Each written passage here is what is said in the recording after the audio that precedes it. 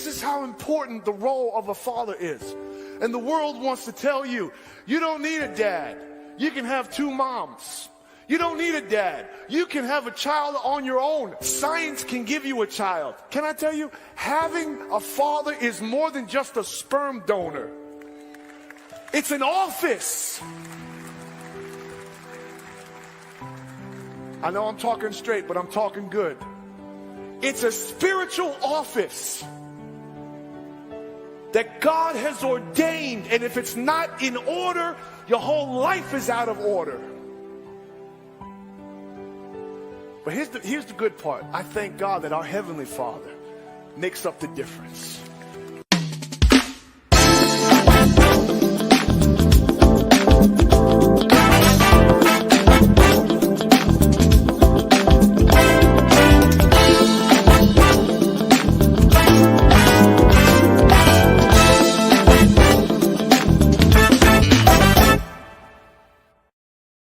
Hello, everybody, and welcome to another episode of A Father's Note, where we promote fatherhood through building men. Hey, as always, we're so happy that you took the time out of your busy schedule to spend the evening with us. I am your host, Mr. Lionel Nelson, and I am, as always, I tell you, I love doing what I do here on the show. And you know, last Sunday, we had a great show where we was talking about the attributes of a great father, or the making of a great father. And on our last episode, we celebrated Father's Day. But nevertheless, listen, we're going to make this Father's Day month, all right? I know that we got about one more week in this month, but that's okay. We're going to celebrate it to the highest. So I'm encouraging all of you families out there, please love on your fathers if you have them, okay? Love on them, give them a call, shower them with gifts. Y'all know what to do. Just give them the whole 9 yards. Make them feel special for them being the people or the person that they are. This is a great thing, you know. Listen, but before we go any further, though, I'm going to ask that you, if you're watching, how about go ahead and share this video, share this broadcast with your friends. You know how y'all do it on Facebook. Those of you who are watching on Facebook and those of you who are watching on YouTube, hey, share the content. Especially if you love and enjoy what we're doing here on this show. If this show has benefited you, hey, how about go ahead on, even while you're there, go ahead on and like. You know, share a comment with us as to how this show has impacted maybe not your life, or but maybe the life of someone else that you know, okay? Because we definitely can use your support. We certainly appreciate you tremendously. We are definitely requesting your prayers as we pray for you that, you know what, hey, your life as a father, your experiences through fatherhood will be super, super great and awesome. And again, those of you who are watching by YouTube, even if you're still watching Facebook, okay, this is what I need for you to do. I'm asking you, if you have not subscribed to the channel, listen, please subscribe, okay? Can you help us? Will you help us, shall I say, reach 1,000 subscribers, okay? We got about another 100 to go. How about joining in and help us, all right? It's for a good cause and a good reason, and I want you to know that we certainly would appreciate that here on the show, okay? Again, we're going to be doing a recap on our show last week, The Making of a Great Father. But I want to share this verse with you from Proverbs 20, verse 7. It says that the just man walks in his integrity. His children are blessed after him. Okay, that's from the King James Version. But I love how the Amplified Version quotes this same scripture, Proverbs 20 and verse 7. It says that the righteous man who walks in integrity and lives life in according with his godly beliefs, how blessed, happy, and spiritually secure are his children after him, who have his example to follow. So it's no doubt that our children are looking up to us as fathers, but we also know that when we look at what is going on and what is taking place in our society today, they definitely want to undermine and devalue the role of a father. They want to devalue the role or the purpose of fatherhood. And just like the video that I played prior to the show is that, listen, the office of fatherhood is sacred. It is a sacred office. And there wouldn't be any life without father. Now, I'm not discrediting the woman because, hey, thank you, ladies. Appreciate you, all the mothers. Thank you for your role in it. But the father has such an essential role in the lives of our society as a whole, as well as their families. We are the foundation of our families. And if that foundation is gone, if it is lost, if it is moved out of a place, if it is weakened in any shape, form, or fashion, listen, let me tell you something. It's no doubt we can see what has happened to the family structure as we know it today. It has been compromised. It has been compromised. And I certainly believe that with what we are experiencing in our society today, that if all the fathers were to walk upright before God, if all the fathers were to pursue their priesthood as men in Christ, if all the fathers were to walk after their godly beliefs, okay, guess what? There would not be any contrariness that we're having right now. Okay, and we have to continue to make sure that we are walking in our roles as fathers. All right, fathers are important. And if you like what I said, hey, how about give us a thumbs up? Let us know in the comment your perspective about fathers and how important fathers are to you. We certainly would appreciate it. We do have a guest tonight that's going to help us to unpack this. I'm just waiting on them to get their video together. Then once they have their video together, then we're going to go ahead and bring them on. But listen, let's go back to last week broadcast. Okay, our guest last week was Mr. Bishop Raymond Williams, and let me tell you, that brother, he shares some great content with us. So we're just gonna walk through this hill very graciously. Still waiting on my guest to fix whatever it is that he to fix, and then we're gonna bring him on. But just to highlight some of the attributes that he said, what makes a good father, and then we're gonna talk about those things. We're gonna expound on them a little more, okay? And so one of his attributes that he shared with us was the importance of love. Let's hear what he has to say on that, okay? What you got for us as far as another attribute of a great father? So, like I said, I think love is definitely one of the attributes that a father has to have, and we would say, okay, duh, but I think sometimes when it comes to parenting, especially if we're parenting more than one child, sometimes that love that we express towards our children can be so watered down and so fickle. And I think at least, again, I'm going to speak from experience. I've always loved my family. I love them deeply, but I think there was times when I was growing as a believer and as a man and as a father, I went about showing that love the wrong way. Sometimes my love was abusive. I thought that what I said was best for you, and while it might have been best, it was served on a trash can lid. So while it might have been cheesecake and it might have been the best steak, a nice piece of salmon, you like how I plugged that in there? While it might have been a beautiful meal, the way I was serving it was so abusive. Wow. You know, my tone was harsh. You know, those are true words. Those are true words. And I can tell you right now, let me say this out. You know, those of us that are fathers, okay, and I'm talking to the children, all right? Those of us that are fathers, we as fathers, can I help you and tell you right now, we don't have it all together. We don't know. I could tell you, I'm one of those. I made some serious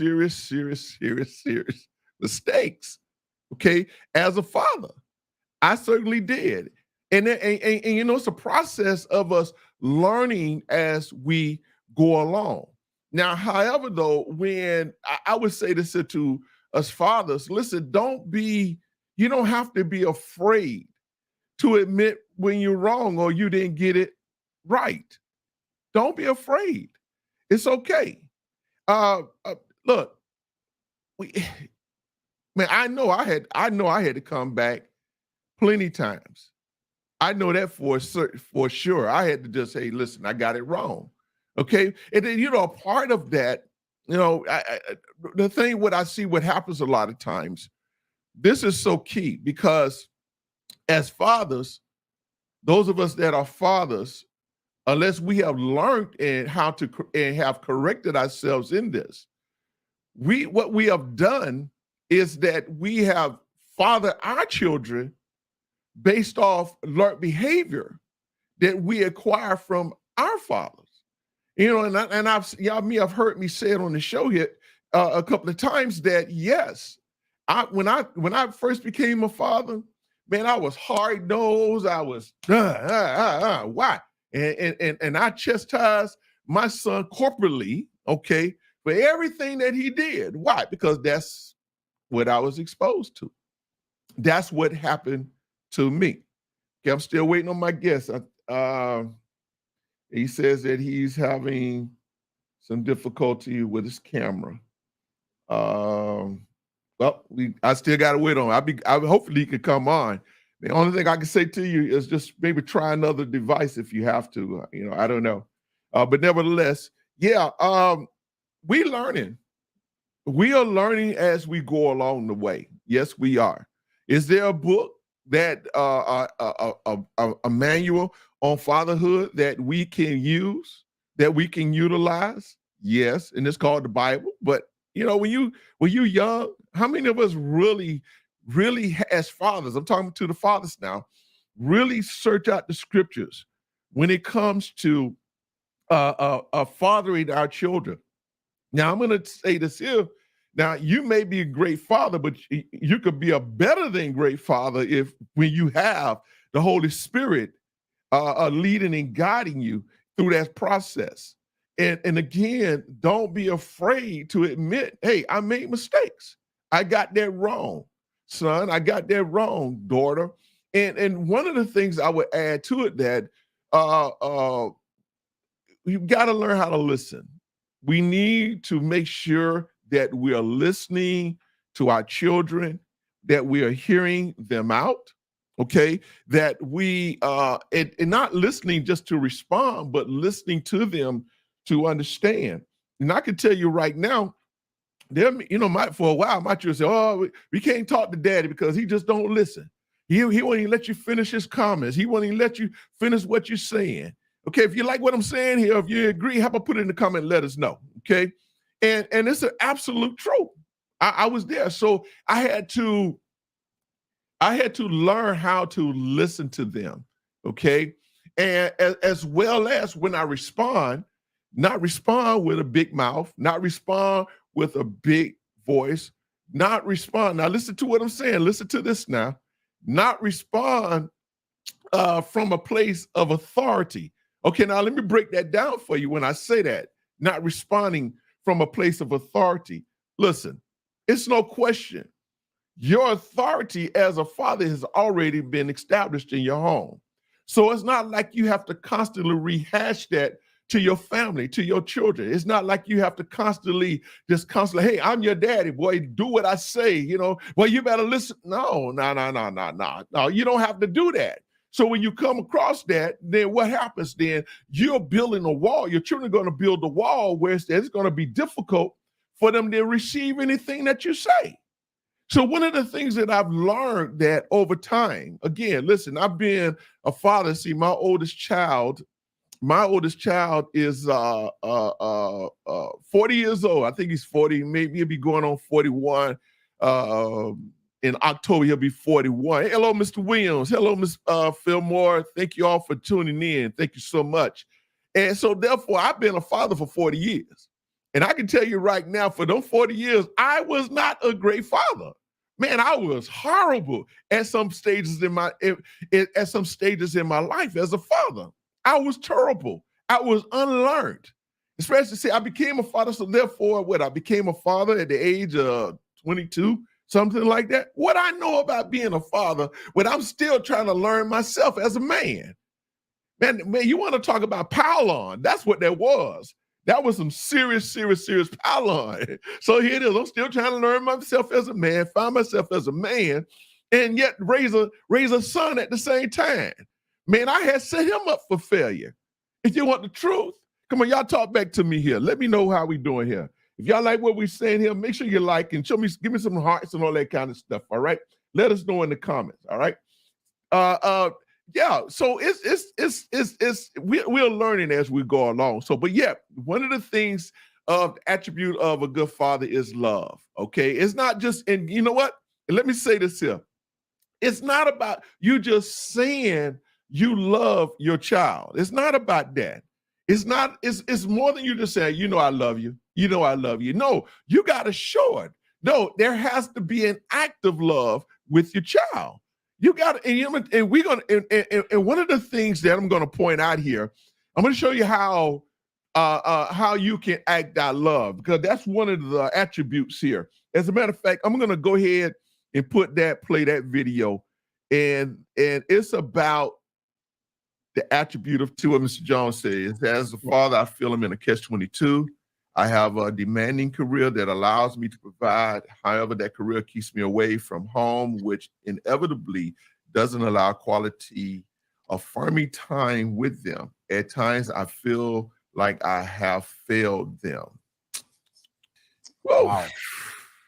Yeah, that's a big one right there, because you're caught between having to provide for your home and be faithful and committed to your place of business so that you can continue to provide. And then you've got to make sure that you invest in your family, in your children. For me, this is for me. For me, I made a decision years ago when my children were young. I made a decision that there was certain jobs I was not willing to do should they keep me away from the time I needed to invest with my children. I made that decision that no matter how much money, if it meant I had to downsize in the car, if it meant I had to downsize in what size home we had, if it meant that I needed to cut out cable, whatever I felt I needed to go to work because I had whatever responsibilities, then I found a way to minimize those responsibilities so that I could keep my commitment to my children, because I understood that they were growing.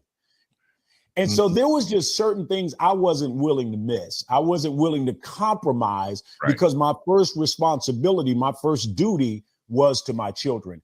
So, and I know it might sound easier than done because I'm on this side, you're on that side, but I would suggest and encourage you to consider the things that you're going to be forfeiting if you do not make certain sacrifices in this hour. And lastly, if we make those sacrifices now, we've got to believe that because God will honor those sacrifices, he will bless us in the back end of that. Real talk. Real talk. I love how he says, okay, so we talk about love, right? I love how he says that you need to invest time in your children. Okay, so this is the typical norm of the average father. All right. And you're a great father now. You're a great father. You're a good father. You know, you're responsible. You take care of, you know, you go to work, you provide a roof over your children's home. You provide, you provide a roof over your children, over your family. You know, you provide, you bring home them finances. You do all those things that are necessary, those things that are essential. So then what happens, you get in this routine where it's that, okay, you get up in the morning.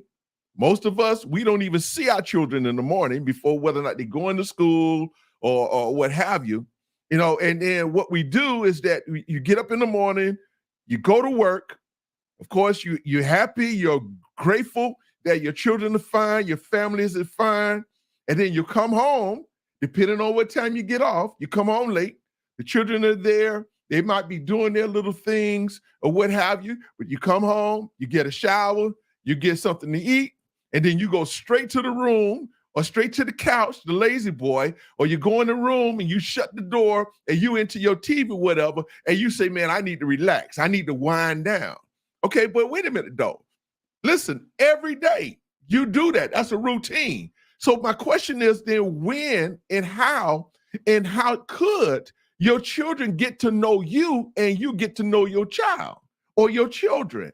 No, if that is your routine, I'm going to encourage you right now, especially if you have children that may be in, adolescent age, even your teenage children, especially if you have sons around the age of 12 to 15, 16 years old, and you're not doing anything to connect with them. I'm not talking about you walk through the house, hey son, how you doing? Hey Bob, hey Joe, and then you pat them on the back, whatever, and you rub them on the head and you go into the room. No. You're not investing any time in them.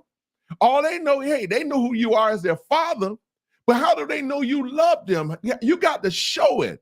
I see the comments. We're coming. You're absolutely right, Mr. Elliott. You are an absent father. As a matter of fact, I'm going to take it further because this is something I've learned. You are an emotionally absent father. That's who you are. You're not just absent, you're emotionally absent. Well, why do you say that, preacher? The reason that I say that because you're not spending any time with your children. All right, let me help you now. Let me throw this at you. Let me see what you got to say. Okay, so here it is. You got married, right? And you tell your wife, I love you, honey. I love you, baby, and what have you. Okay, cool. But you never spend no time together, right? You sleep in one room, she sleep in another room, or either you come home from work, you fall asleep on the couch. You never make it to the bedroom. You never have any pillow talk with her. All right, now this is grown folks show now, okay? Y'all don't shower together. Y'all don't even brush your teeth in the same bathroom at the same time, whatever. He's always passing. She got your food on the table. You sit down and eat. You get up from, you throw the plate in the sink and then you going out the door. You don't even tell her, hey, thank you for cooking the meal or whatever. How does she know how does she know that you love her?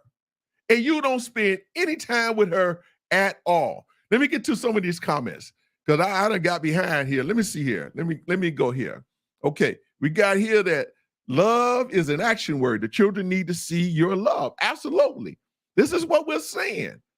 And we're talking about you investing in time. Okay, what does investing in your child looks like? What you invest in this is what I had to learn. And see again, okay? Now, mind you, I didn't learn this until I'm in my 12th year of fatherhood, of being a father. I didn't learn this until then. That whatever my son, this is what I did, okay? Because, again, God had to chasten me because I was on one of those moves, whereas that his mother called me, Jerry doing so. Okay, I'm on my way, man, I'm hot. Man, I got the tires on the truck, man, flaming, trying to get over there to do some straightening. With him, right? So on the way, God, he spoke to me and he just convicted my spirit. And he said to me, do you realize you're doing the same thing to your son that your father did to you and you didn't like it? So if you didn't like it, how do you expect him to like it? So, because what I'm saying is that only time that I was spending time with him, my son at the time, from the age he was a child to the age of 12, was when I was disciplining him. What kind of love is that? Wait a minute, Daddy, you love me, but every time I look around, you on my honey. You and don't talk about corporal punishment, right? I had to change that. I had to correct that. No. So then what I began to do? Then I realized that, you know what? Let me see what he's interested in. So he was interested in baseball. So he got into baseball at his middle school. You know what I did to make sure I'm spending time with him at his middle school? I became one of the baseball coaches because I used to love baseball. I used to play it. I mean, I watch it much, but I sure love to play it. I became a baseball coach so I could be there with him, so I could watch him and groom him through his sport. He used to. We were talking about this the other day. He was you know what, that Mortal Kombat back in the day. I'm talking about the 80s now. You know, when it came out with the Nintendo, whatever. Man, I ain't like playing no video games, but my son was into it. So in order for me to spend time with him, I did. I get there. Sometimes I beat him. Sometimes he beat me. Most of the time he beat me. But anyway, you know, I didn't care. I'm spending time with my son because I want him to know that I love you. Now, I had to kind of correct them one time. I had to go beast mode on him one time when he was at the age 12. But, you know, ever since then, I ain't had to bother him again. I never laid a hand on him in that fashion again. But I had changed my approach. I started spending time. Then he got into basketball. Every game. I'm there with him. Okay. It was something that Mr. Williams said. So also, I'm gonna get to the comments because I done got so far behind here. But I'm gonna get to the comments, y'all. I'm coming, y'all. I'm gonna get to your comment. And it was something that Mr. Williams said. Bishop Williams said. He said that there were certain jobs that he would not take that would interfere with his time with his children, with his family. And he is absolutely right. So I had to be mindful of, I was mindful of that too, because you ain't gonna tell me if my son had a game, and especially when he was in college, hey, I went to support my son. I went to support no matter what state he was in, because he's playing baseball in college. I was there. I was there because that's my way of showing love to my son. Let me move on here. Let me get some, because y'all got some great comments here. Let me see what you're saying here, Ms. Scott. Today I actually spent time with my sister. My girls went to a church event and my son had my husband all to himself. Balance is key, is it not? Absolutely. It certainly is. Don't yell at your children, but simply talk to them, because when you're yelling on level 1000, they tune you out and don't receive anything you're saying. So speak to one another in love. I had to learn that. Yep, because I already got a big mouth as it is. See, I'm not going to come on here and pray and tell you and pretend like I just had it all together. You know, I'm Mr. Perfect, man. You know, I got trophies of great fatherhood trophies lined up on the wall. Heck no. I got some battle scars now. I can show you some mistakes that I made as a father. But no, man, I did not have it right. I made mistakes. I was once an emotionally absent father right here in my own house. My daughters would tell you that. I did not connect with them like I should have. I'm just going to keep it real. Let me move on with these questions here. Let me see here. What you got for us, Mr. Bo Mac Jangles? The personal time you invest with your children at any age has a return in investment decades down the road. Bro, you said a mouthful. You said a mouthful. And so the thing that comes to mind when he said that, when I read that, was this: okay, you ain't spend no time with your children from the ages of 1 to 18, right? Y'all have no personal relationship, no connection, no more than the fact that you're a daddy or you're the father and they're the child or the son or the daughter. You have no connection. You don't even know what color their favorite colors are or what food they like. You don't even know anything, their favorite book, their favorite sport. You have no, what? I'm not, listen, let me say this here. I am not at all trying to rip anybody because I can't talk. But what I'm doing here is that I'm striving to share information with you and through my other brothers and sisters that, hey, look, you can fix this here. You can fix it. Just turn around. Stop being so proud and high-minded. Get off your horse, okay? Come down off your horse and pull up a folding chair and sit down and get a chair for your child and sit down and have some conversations. Let me help you. Sometimes all you got to do, if you see that they're watching cartoons, right? Just go and sit and watch cartoons with them. You don't even care. It's not even your favorite cartoon. Well, these days, you got to watch what's on these cartoons, man. You got to watch what's on these cartoons. Because they got a lot of foolishness, man. Y'all go check out my my video entitled Hidden in Plain Sight. Yep. Excuse me. Okay, let me move on here. Mr. Elliott says called absentee father, and you're right there in the house and you absent. Ask your children. If you let me ask you this question. Let me ask this question. Let me ask this question to you right now, fathers. You ever ask your children what is their perception of you as a father? What are their thoughts about you? Can you stand to ask that question? Or are you still stuck in the old ways of doing things? This generation is different, you are. I'm sorry. Now let me fix that a little bit. Just like the scripture that I read.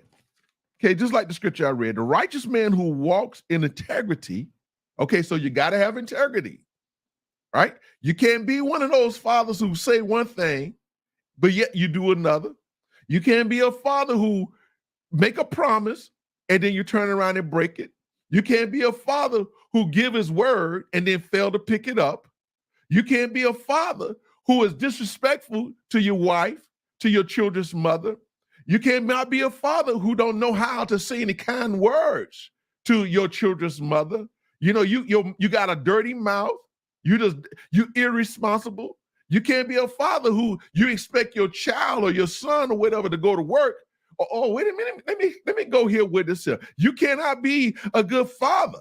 All right. If you expect mama to go to work while you lay around the house all day long, and then when she come home, from work, you been home all day, you did nothing, but yesterday you expect her to cook for you. Nah, that ain't gonna work. Let me move on. I done had enough. Let me see here. Let me go ahead. Mr. Williams. One of the dangers of that is that we look up one day and the children have grown and are now experiencing their own lives, and we can never get those days back. Yes, sir. Yes, sir. He is absolutely right. Once those adolescent years and those teenage years are over, it ain't no going back. There's no such thing. You're gonna hit the rewind button and then we're gonna relive this again. No. And let me tell you, and let me say this to you. Let me help you. Let me help you here. Let me say this to you. You're gonna wish that you could go back. Because that what you didn't do then. There is a consequences behind it. There is a consequence behind it. And I tell you, I live it today. I live it today. So that's why I can say what I'm saying to you, and I can say it to you with facts. It ain't what nobody told me. It's not what I read. No, it's what I had to live. Let me keep going here. Let me see here. Watch it, sir. Is some livingness. There is some livingness and think it's love. Absolutely. But it's not. It's not. I'm here to help you. I guarantee you, most of the fathers on here that I know personally, they could tell you right now what I'm saying. One of the greatest forms of discipline is conversation that redirects behavior. And I learned that. I had to learn that. So check this out. So let me help you out. Okay, so you might be asking the question, but how can I have a conversation with my child that is going to bring discipline? That's going to bring change. Okay, so this is what I do. First of all, when they do something wrong, and they know they're wrong, right? See, I'm getting another thought in my head, but I'm going to have to hold on that thought. Let me finish this one first. First of all, fathers, stop getting mad. Stop getting upset just because they did something wrong. They broke a plate. They took the car without asking. I had a son that did that. I had a son. Wait a minute. I had a son that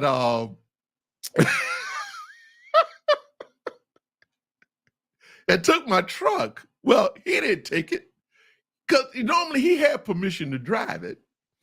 But what he did is that he entrusted one of the our other sons to drive it. And he took my truck, and when it broke down where they went, which was not too far from the house, and both of them afraid to call me, right? So when I found out about it, finally, man, I was upset, right? I'm going to tell you, I was absolutely 38 hot, but I didn't rip him out. I ain't fuss at him. I just went ahead and did what I had to do, fixed my truck, brought it back home, and then we had that conversation. Okay, so but now I'm going back to this. This is how you have that disciplined conversation, we're going to call it. We're going to call it conversation of discipline. First of all, don't get upset. I will bring your own, Mr. Fillmore, but we don't have I don't have a video on you, man. I don't have a video on you. I just got a white screen on this side, all right? So if you can fix that, man, we'll get you on. Or either maybe, later on we can get you on the call in, you can call in. As a matter of fact, if you want to call in and have a comment, let me put that up. Let me put that phone number up. If you want to call into the show, here's the number, 954-559-9300. 954-559-9300. So we hope that it works because I got some new equipment in here and we just kind of been learning on it, shall I say, as we go along here. So we hope we have that right. So if you want to call in that number and we'll get you right on. Okay, but listen, y'all are doing great with these comments. Let me see here. Where did I leave off at here? Where did I leave off at? Let's see here. Let me see here. Mr. Elliott says that my fatherly wisdom changed when I changed through Christ. Absolutely. You can't do it without godly. It's again, going back to the scripture, Proverbs 20, verse 7. Okay. The righteous man who walks in integrity and lives life in according with his godly beliefs. You got to have godly beliefs in order to do this here. The Bible says a man don't work, he don't eat. Absolutely. Absolutely. All right. Okay. Yeah. But anyway, hey, y'all keep coming. Okay. So let me go on here because we doing. Hey, I love it. I appreciate it. Okay. Let's see. We could get him on here now. Okay. Mr. Fillmore. Hello. Oh, what is going on here? Okay. Now we say it again. Nope, it's not working, bro. It's not working. I apologize for that, man. I apologize for that. Yep. Well, anyway, we tried. So let's keep rocking and rolling here, okay? All right. So let's go to the next one. So we talked about love. We talked about time. If I'm doing all right here, let me know in the comments, okay, what y'all think. Let me know in the comments if we're doing all right here. And please continue to share this here. If you know that this content is going to help somebody, because listen, we got to fix this here. We have to fix this. And we can. It's not lost. It is not lost. Especially when there are brothers like myself, like Mr. Williams, Mr. Aaron Gibbons, Mr. Ken Fillmore, Mr. Darren Bird. I know a lot of Lo Tyler. Man, I know a lot of great fathers, man, that we're doing this thing. Mr. Bo Mac on here, Mr. Elliott, man, we're going to make a change. We're going to make a change. We're going to make a change. Yes. Oh, you can't forget Mr. Elias Carvel. Man, we got some good fathers, man, here. You ain't the only thing I'm just saying here that we just need to constantly continue to push back against this foolishness and teach somebody else. We got to, you know what? The reason that we have, let me say this, and I'm going to move on. The reason that we have so many dysfunctional young men is because they don't have, no, I'm going to say what's going to come on mind. The reason that we have so many dysfunctional young men is because we have a lot of dysfunctional fathers. Now, the question why are they dysfunctional is because their father perhaps could have been dysfunctional. But just because of that, your father may have been dysfunctional. You don't have to be dysfunctional, father. And just because your father's dysfunctional, you don't have to be a dysfunctional son, a father, son, when you become a father. Simple as that. Just bring the change. This content here, right, I'm going to tell you, y'all can say whatever y'all want to say. You can say whatever you want to say, feel whatever way that you want to think. This content here is, I'm talking about you can't go in the store and buy this here, right? I'm trying to help you where you can save your family, save your marriage, save your relationship with your children. Now, is it going to absolutely fix everything? No, because you're going to have, for the very simple reason, you're going to have children that their mind is just absolutely made up that no matter what you say or do, their perception of you has already been seared in your mind. And even though you may be doing everything you can to reach out to them and to show them that you love them, you care, you want to make amends, you want to restore relationship, for whatever reason, they still going to be stuck. And you just got to let them do whatever it is that they're going to do. Okay, let's move on to another video here. Let's do this here. Let's talk about, I love this one here. How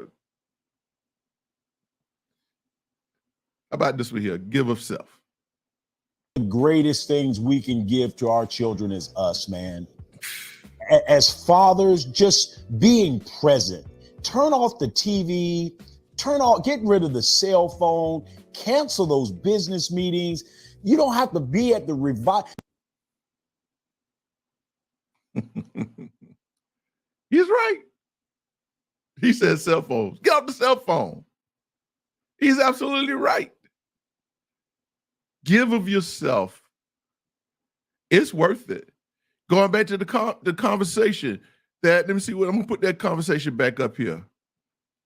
This one here. The personal time you invest with your children at an early age has a return in investment decades down the road. That's a powerful statement right there. Your children will be there for you. Come hell or high water, they will be there for you. All right, I love that one. Let me play another video here. We moving right along. Are we doing okay? Let us know we're doing okay. All right, let us know in the comments that we are doing okay here. Let me give you another one. Oh, this is a good one here. This is one of the, I tell you, he mentioned about giving of ourselves, but let me tell you, this is another one that's very important. One of the things I thought about was patience. Oh, wow. And I thought about patience because I took that personal. You know, when I was raising my children when they were very, very young, especially when it seemed like I had more patience before I had gotten saved. Once I had gotten saved, I don't know what happened to that patience thing. Like, that was not part of the fruit of the Spirit when I got saved, right? I had to wait until they offered that, if you will, because at least let my children tell it. But I was really, really an impatient man. And I think patience is a great attribute of a good, great, growing father, to be patient with his children, especially to be patient with his sons. You know, and again, I speak from experience. I think sometimes we can have a little less patient with our male children than we can our female children. And I don't know why that might be. Let my boys tell it. It's because my daughter got special privileges. But I just really think that there's a connection between a father and a daughter that we tend to coddle them a little more. Mm-hmm. And we tend to want our boys to just grow up, just get up, take it, suck it up, take it like a man and deal with life. And I think for me, I learned earlier on in parenting, I actually learned later that earlier on in parenting, I was pushing my children a little bit too far, too fast. I wasn't allowing them to grow and allowing them to make their share of mistakes. And so I was a very impatient man, and God had to train me patience over time. And I think a lot of good, great fathers, at least I know several great fathers who struggle in that attribute of patience. He told the truth. He told the truth. I was one of them. So let me break that down. Let me see if I can simplify that. Put that in layman terms, as they like to say. Okay. Okay. So I had let me see.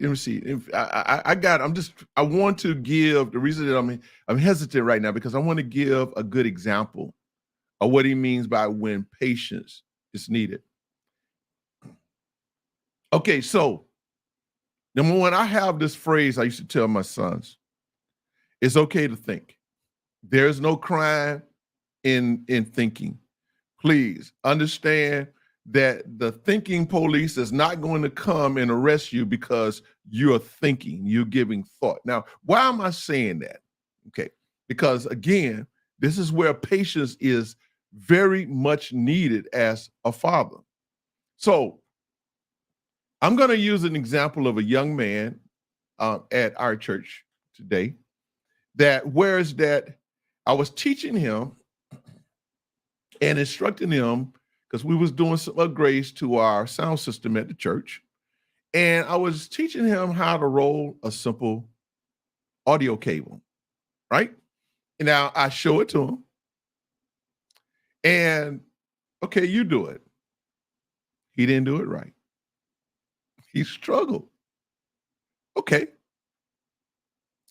I looked at him. I said, okay, again, slow down. Think about it. Think about what you're doing. Process it. It's okay. I showed it to him again. All right, you do it. He still struggled. Again. Now, I gave him time to see if he's going to figure it out. Just stay with me here. I'm going somewhere with this.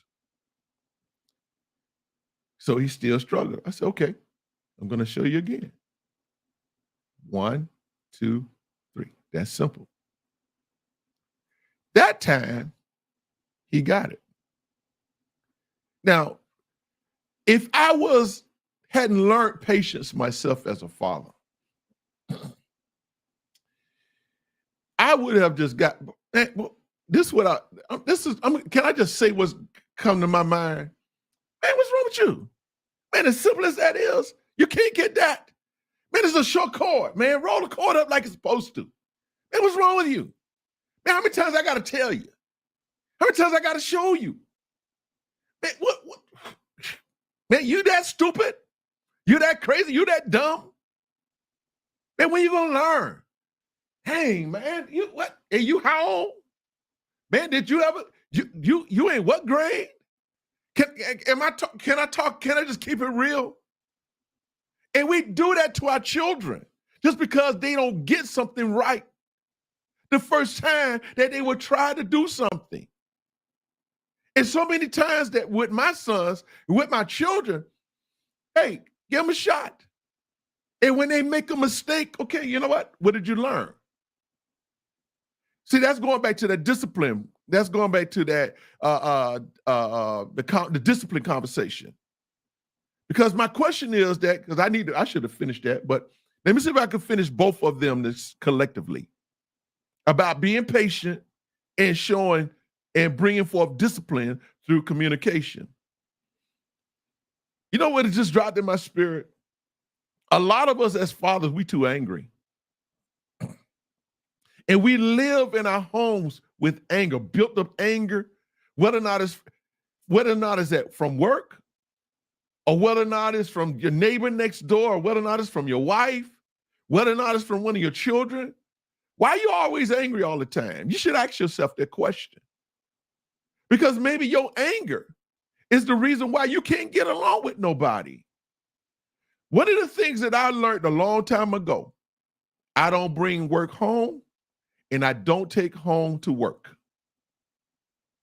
Those two don't match. They don't work. It will not work. You will be one basket case of a man if you think that you that man enough to attempt to want to handle home and work at the same time when you're at home and when you're at work. Yes, sir. We certainly need to do a discussion on angry fathers, Mr. Williams. We certainly do.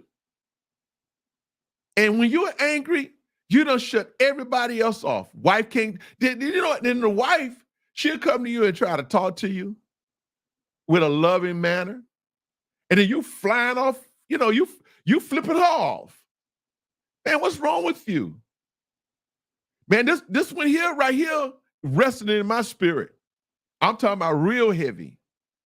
We have a lot of angry fathers, and you need healing. That's why you're dysfunctioning. And I'm not saying this to be negative or in a derogatory way, but I'm just keeping it real. I'm keeping it real for you. So I encourage you, check yourself.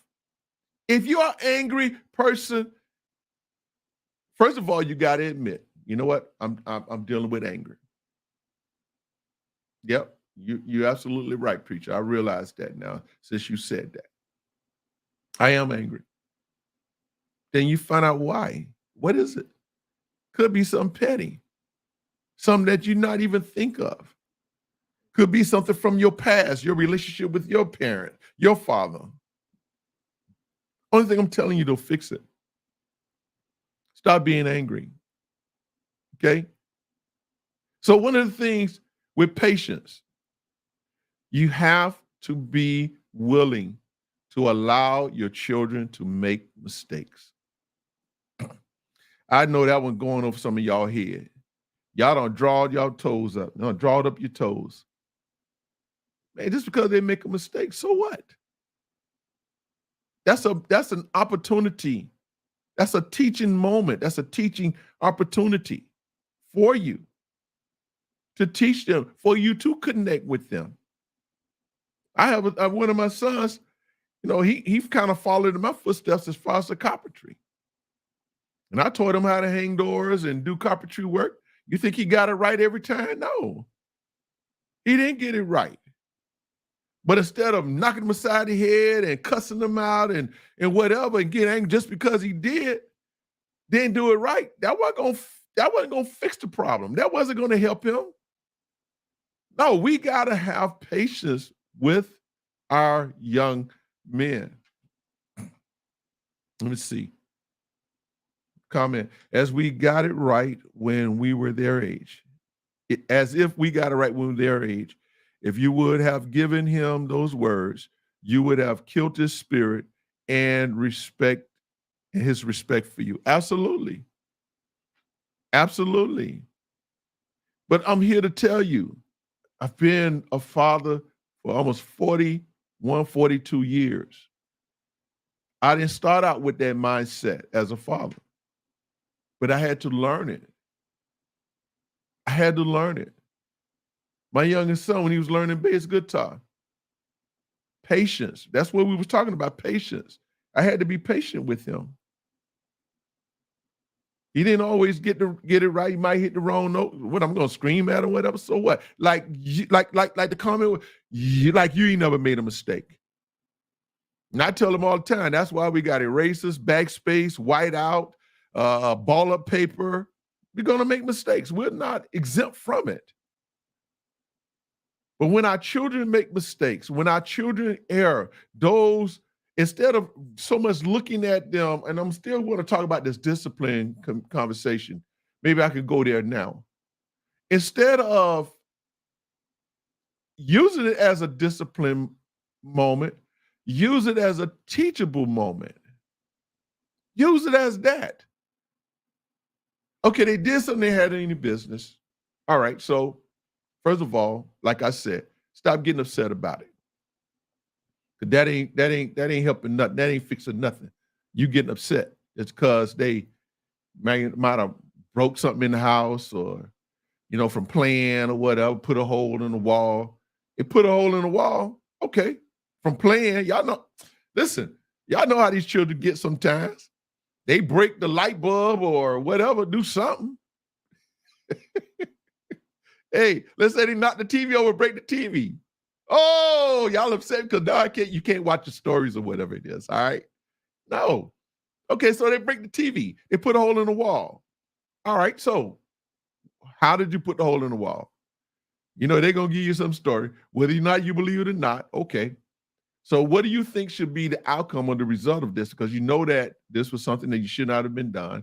You should not have been playing in the house. You wouldn't have knocked the TV over, right? You understand that, right? Yes. Okay. All right. So then what can we do that's going to fix this? How can we correct this? All right. What do we have to do to correct this? Because this is important. Let them tell you, let them come up with a solution. This is the other thing too. Okay, so then you know there's the consequences for you knocking this TV over and breaking it. What would you say the consequence should be? And just let them say. They may say, well, they might look at you, a beating. No, they don't want it now. So, and then the other side of, hey, okay, look, you got to pay for this.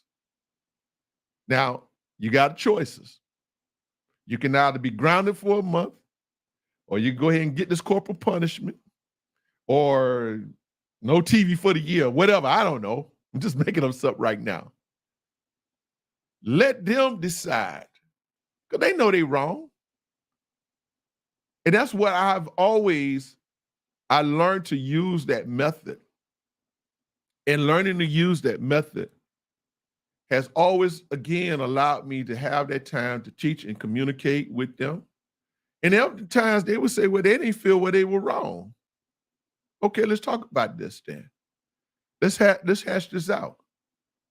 What I'm saying is, you know why we have so many, again, this is another reason why we have so many angry, young men. I was going to say black men, but especially black men. One reason is that we got a lot of our young black men being raised by black women who don't have any respect for the black man. Let me let that sit a little bit. You emotionally dysfunction, and then your son, he's emotionally dysfunctional because you emotionally okay, I ain't gonna talk about nobody, but I just need to keep it real.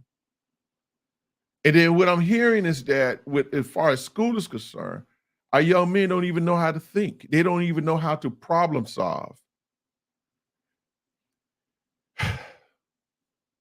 If a child, this might be off subject, but let me say this to you mothers out there.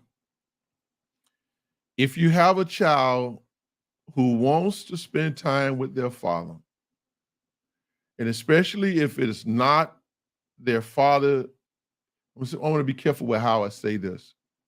It's not going to put your child in harm's way. Please stop standing in the way. Okay? Let them work that relationship out.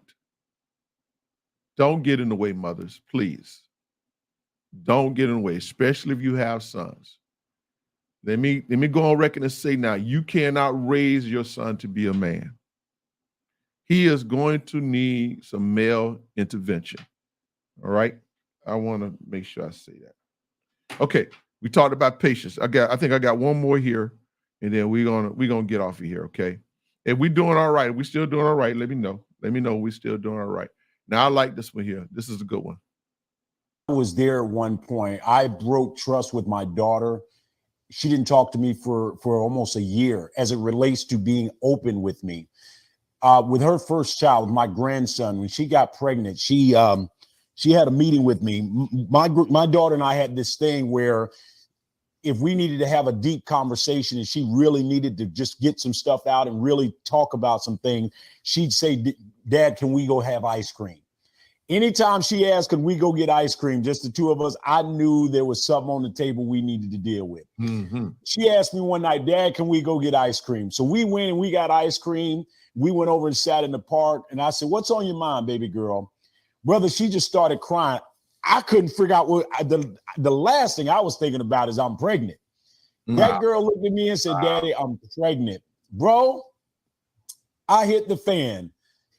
And she got so afraid and she just shut down on me. She shut down. I broke that confidence. I lost that trust in her because she came to me because she needed me at the time versus me now throwing off at her, pushing her away. And it took a long time. It took almost a year before she would ever tell me anything else. And it was painful for me because I didn't realize that I had messed up until after I had messed up. Wow. And so, you know, once we reestablished that, we just built upon it. It was beautiful.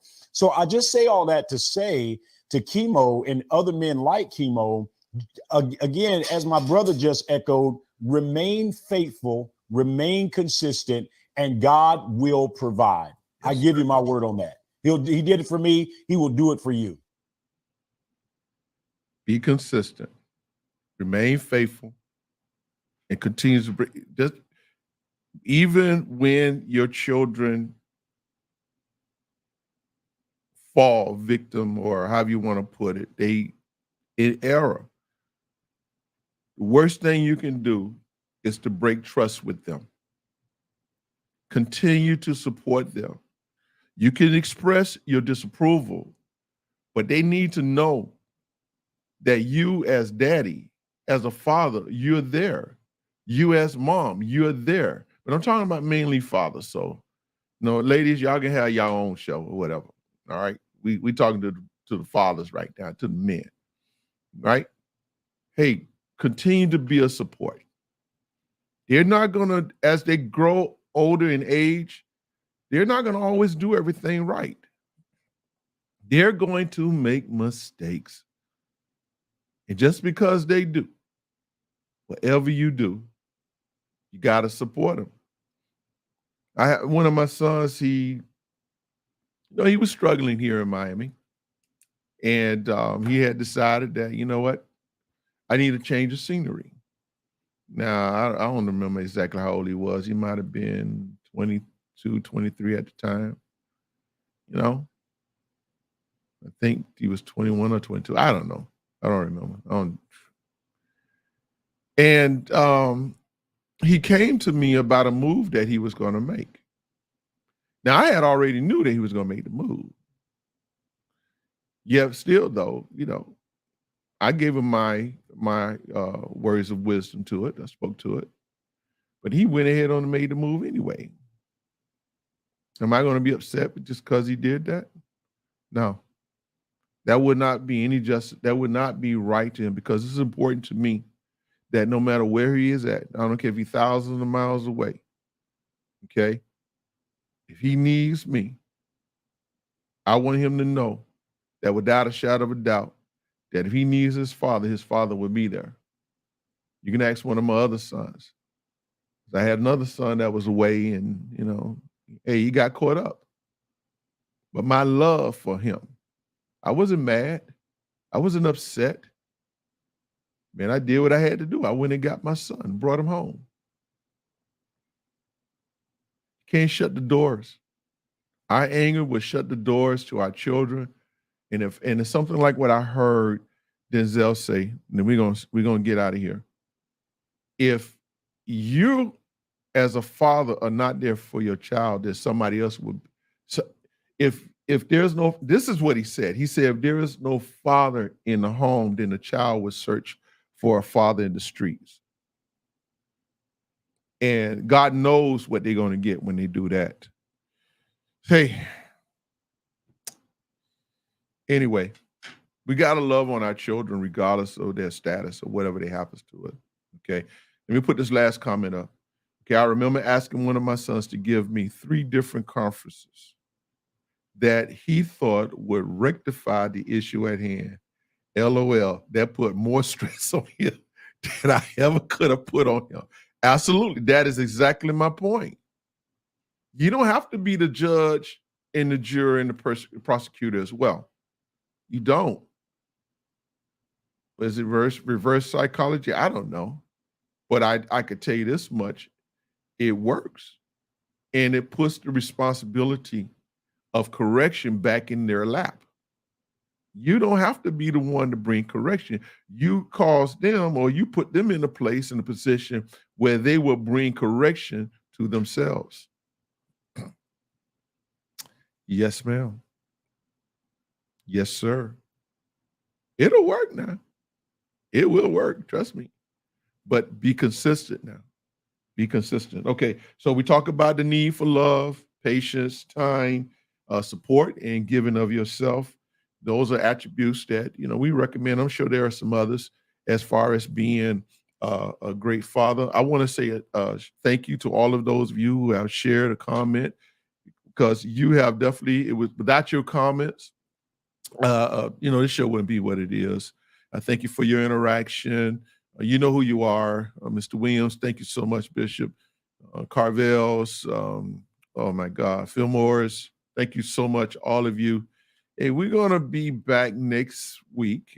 We hope to be able to get in the conversation about manhood. All right. And I'm looking to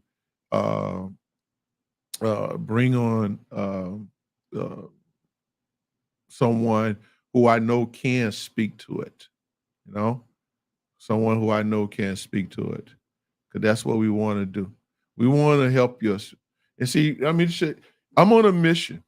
I am on a mission, and I invite you to be on this mission with me. We have a lot of young women. We have a lot of middle-aged women. I'm not going to call your women old. I'm going to say we have some seasoned women. You know, they're looking for good men. Come on, let's be real about it. They're looking for good men. They're looking for great men. All right? And so we have them out there. Now, some of them may be dysfunctional here and there, but we are hoping and praying that through this broadcast, through this show, that we can, produce some great men. And it's all about, we, just being able to come together, to create that pack, that oneness. When and you know how I look at it? When one fall, we all fall. But if we all stand, then we all gonna stand. Right? We're gonna hold up that one. No, we're gonna. And then the thing is, too, we got to be truthful with one another. We're gonna keep it true. We're gonna keep it real. But as I stated in the beginning, hey, look, I didn't have it perfect either. I made mistakes. But a lot of this content and words of wisdom that I'm sharing with you is what I have learned over the years. This is 40 years of experience.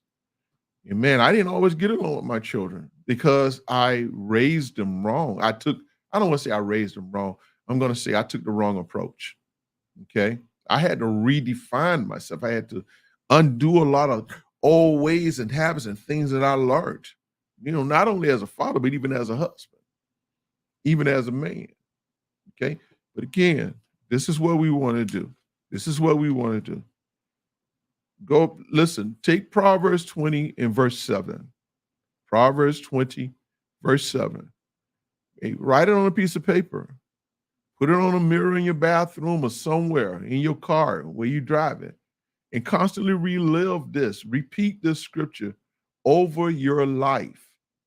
The righteous man who walks in integrity and lives life in according with his godly beliefs.